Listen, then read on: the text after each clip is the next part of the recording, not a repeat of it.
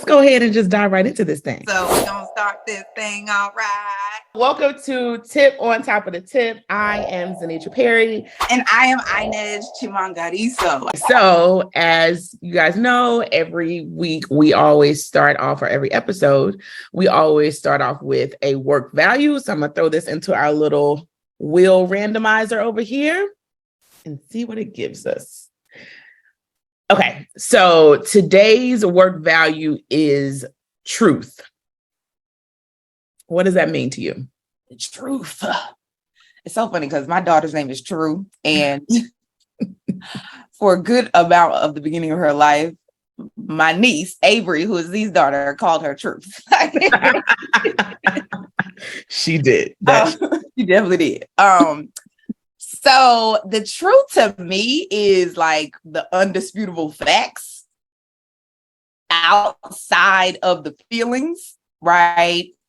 Like to me, the facts are really something that can be held up in court, right? Mm-hmm. And so for me, the value of truth is really about being honest with myself about what the facts are, right? And then also being honest with others about what the facts are, whether it is in my personal life or in my work life. Also, like, to me, it makes me think about integrity, right? And being in a place of like high moral values. And for me, integrity is living in my truth, right? It's allowing myself to lean into what I believe is true, and what I believe is the truth, and living my life in accordance with that. I love that, because integrity was the first thing that came to mind when I thought about truth, because as you know, sometimes we have these different perspectives about how things went, because it's hard to remember things without attaching emotion to it. Mm-hmm. And so getting to the truth at times is hard because you have already associated a positive or negative emotion with that memory. And so thinking about integrity and how you want to show up, regardless of whose perspective it is, it influences how you treat people. It influences how you do your work. It influences, you know, how you approach challenges and conflict. But integrity is the thing that stood out to me the most when I thought about truth. But I also can't think about truth without thinking about trust. I think the two are linked. Because as much as you know your truth, if you don't feel that this is a safe space for you to be able to share it, it's very easy for you to slip into what we'll call untruths. I won't even go into lies, but just like this idea of omitting information, or just not sharing the full context of things. You can't have truth without trust. And so when I think about it in a work context, how do you create a space where truth exists? Because we're talking about it personally, and kind of how, even in a professional situation, we're talking about it from a personal perspective, like how do we approach it? But for companies, there are really severe consequences, like if you don't tell the truth. I think about all the companies that end up on the front pages of the newspaper. That just sounds so old, because like, who's really getting of the blogs?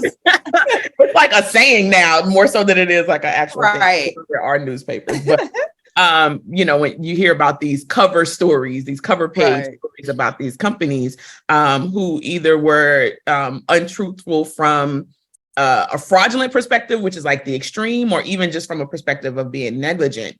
But what type of company culture did you have where you ended up in this space of not telling the truth? Because it's individual acts that kind of get you to this place of being on the front page. It's not just one thing. It's a collection of individual acts that really got you to this place of, being outed for not being truthful.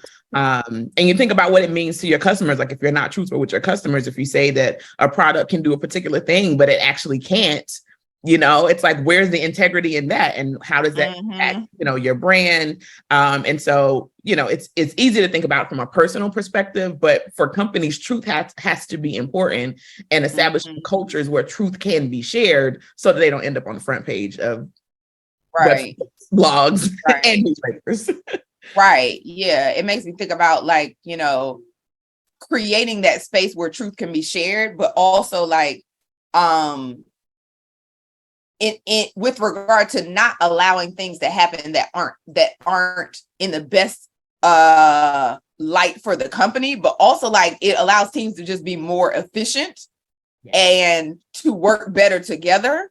Because if you feel like you have to like walk on eggshells and not be able to say, you know, what the truth is because somebody's pride or somebody's position, or, you know, it really just makes it a lot more difficult to get the task done, which especially in business, like it's very much not about your feelings or your ego or those things. It's really about the result we're trying to create or the way we're trying to serve our clients, and making sure, to your point, that what we're giving is at the highest quality and the highest value to the customer. And with that, we don't have time to be tippy-toeing around the truth. Like we got to get to it so that we can get done what we need to get done. Right. And, you know, from that perspective, it makes it really hard to be innovative if you're not telling the truth about like what processes are. Like, you know, you could be trying to create a solution for a problem that doesn't really exist because someone wasn't honest about what steps it takes to get to a particular place. So not being truthful has a lot of consequences in terms of just being able to move your company forward, be efficient, be innovative. So truth is super, super important as a personal value and as a work value. Now with that, with that bit of truth, please start this thing off right with the tip, y'all. What is today? For this tip, I don't remember the full story, but I remember parts of the story so I can share pieces of the story. So back in the day, back in my heyday, before I was married with children, I did quite a bit of dating. And I don't remember who I was dating. And it wasn't even a serious relationship, I feel like. But I remember like having a conversation with Z about just all the things. Well, I don't know, like, you know, do we have a future together? And like, you know, what's going to be like? And I really like him, but I don't know if he's going to be able to be like the one, and just all of these things. Like, and I remember you saying to me, well, I mean, just like him till you don't like him no more. And I was just like, okay, like this is like, and so the tip today is like it till you don't like it no more. Like, well, let me say I am proud of you because that is exactly what happened. And although you're dealing with a person, he shall remain nameless. I do remember the time in your life. I actually remember where we were when we had the conversation. But this is surrounding a trip that you wanted to take. You ended up going to Thailand. Oh, yeah. So, what I think you hit on the key points around when you need to remind yourself of this, because I'm definitely a type A personality, as is INEZ. And we, you know, can be a bit of a control freak, and it's not controlling from a negative place, but it's really from a place of wanting the most desirable outcome. And so in this case, you know, it was from a dating scenario, but it shows up at work all the time where you really want to be able to control the outcome. And that's impossible. Whether it's, you know, you making a decision on what career step to take next, whether or not to take this job, you know, what, you know, different ways to move about different processes in your work life. Like it until you don't like it anymore. I always say that I'm definitely guilty of being on step 1 and being afraid of step 27. And it's like, girl, you are not always.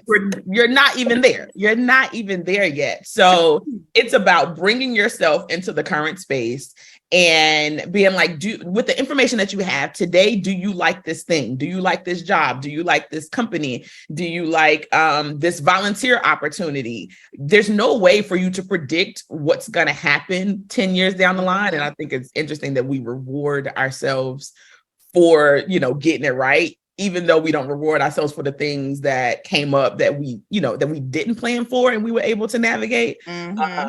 So, you know, and we punish ourselves if we think we get it wrong, if it looks different than how we intended for it to look. But we really have to be present stay in the current place. And if you like something, if you like a job, if it aligns with the skill sets that you have, if it's something that's interesting for you, like you should move forward with that. You should take that opportunity.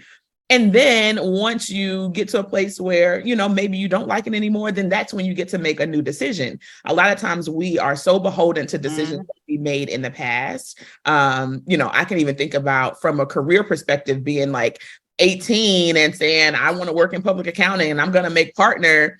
And 2 years in, I was like, no, ma'am, this is no longer the career path for me, for a myriad of reasons.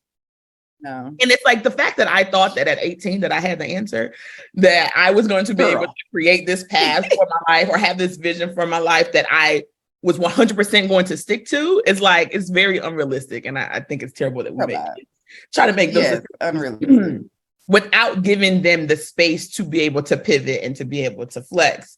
But you have, in order to do that, you have to trust yourself, trust your ability to make decisions in the moment. And then when a new piece of information comes about, whether it's a feeling or a fact, whether it's truth or emotion, you then get to make a new decision. So like it until you don't like it no more, right? Whether it's a job, whether it's a, someone you're dating, whether it's a, where you live, thinking about where you want to live. I mean, if you want to live in this place, go there, explore it. And if you like it, enjoy it until you don't anymore.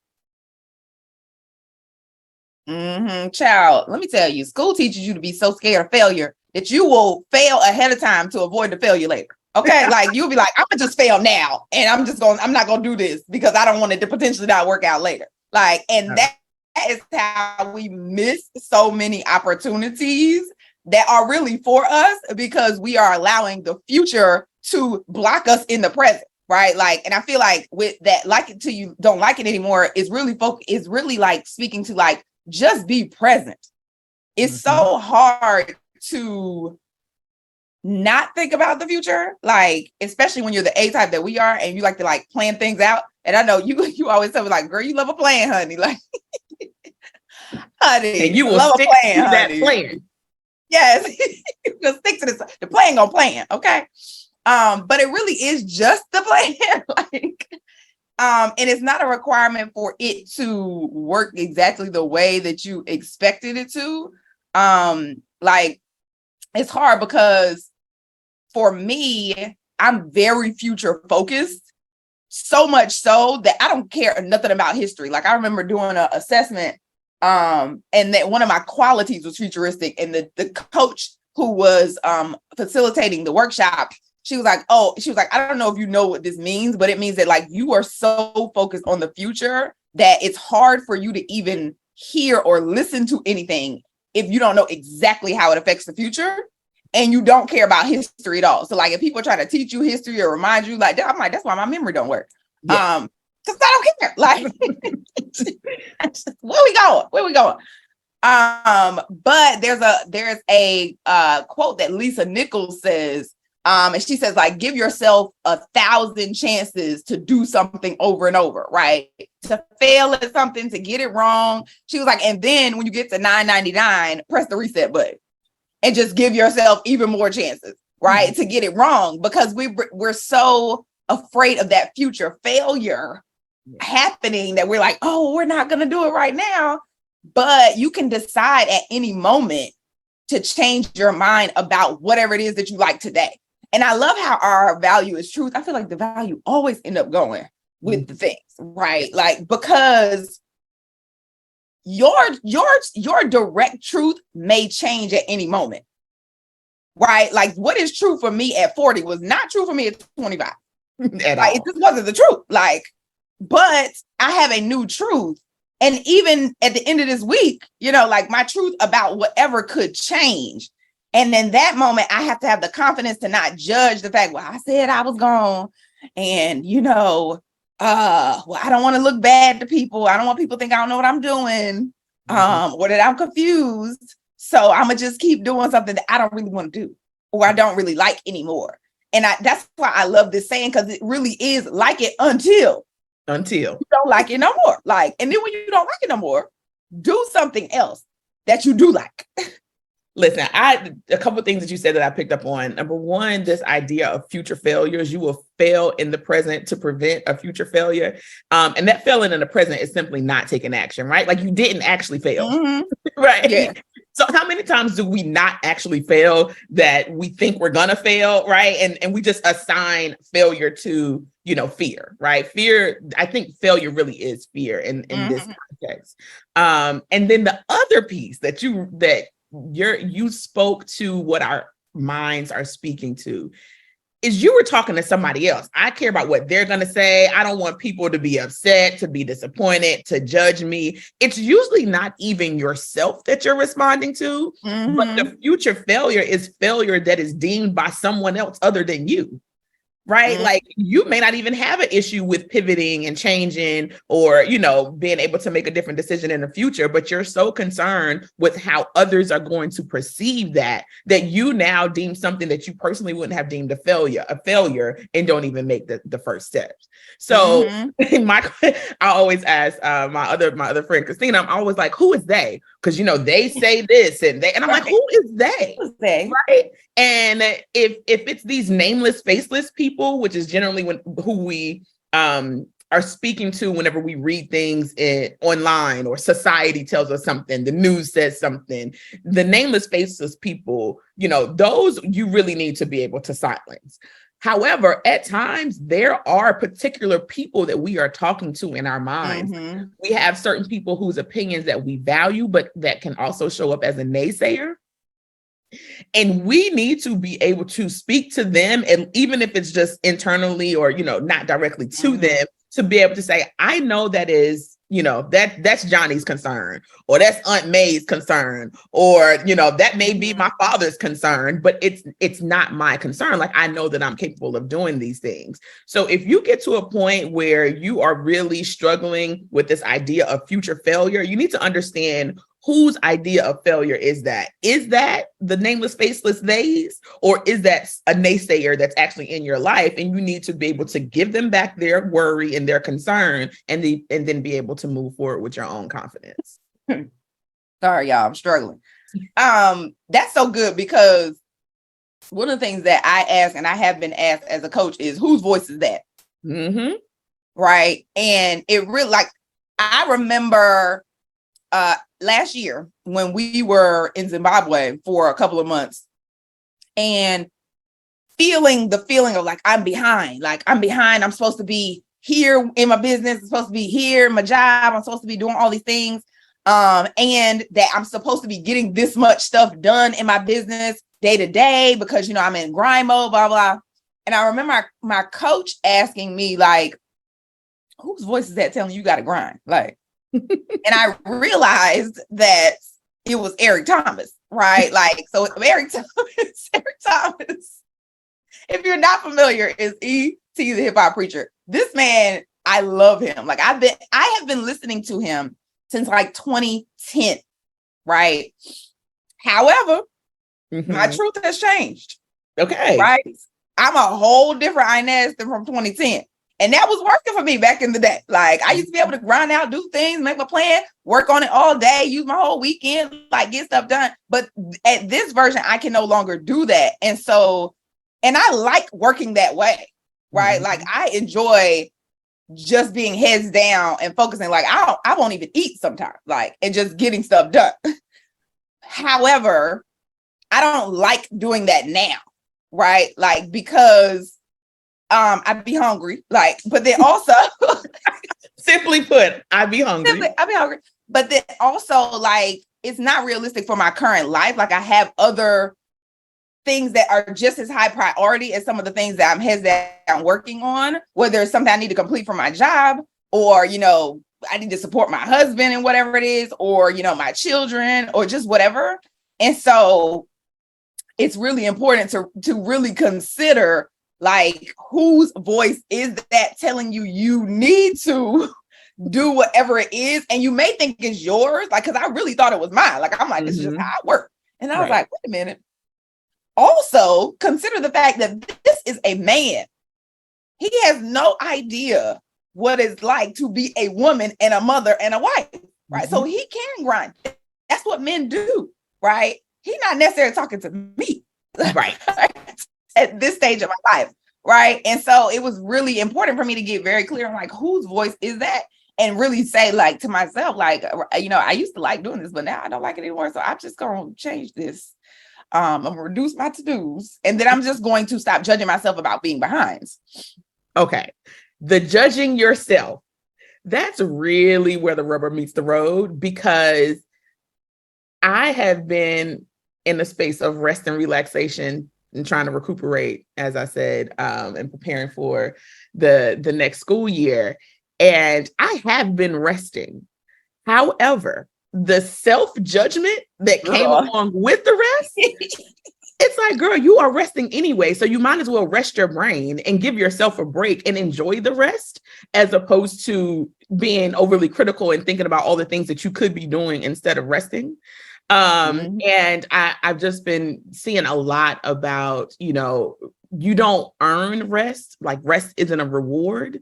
It is a humanitarian requirement. In order for you to function and exist, you need rest first, so that you then can go out and execute on all the things. You don't go execute all the things and then say, oh, well, I guess I finally deserve a break.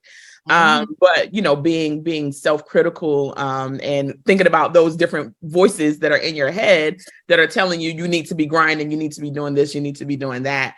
And it's interesting how we can take one person's general advice and make it seem like they're talking to us, right? Like the yous that we're talking about in our head, we internalize as Zenitra needs to be grinding right now. Right. And it's like, there is a season for Zenitra to be grinding, but there's also a season for Zenitra to be resting. And both seasons are equally valuable, equally important, and they really support one another, right? You can't have one without the other. But that general you, because, you know, we're all out here listening to people give advice and tell us, you know, what's the most efficient way to get to this. And we're all chasing this, you know, this idea of success.